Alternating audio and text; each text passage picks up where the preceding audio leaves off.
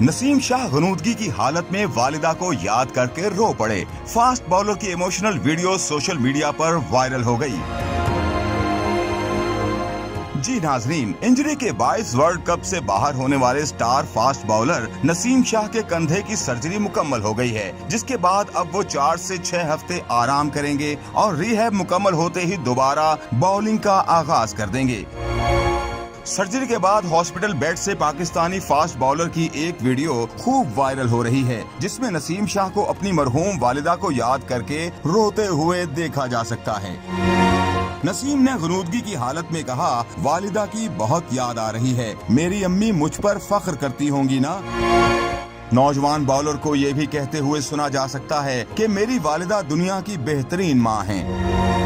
नसीम शाह की video social media की जीनत बनते ही सारिफीन के दिल मोम हो गए और उन्होंने नौजवान खिलाड़ी की अपनी वालिदा के साथ मोहब्बत पर फख्र करते हुए उनके लिए ढेरों ढेर दुआओं और नेक तमन्नाओं का इजहार किया।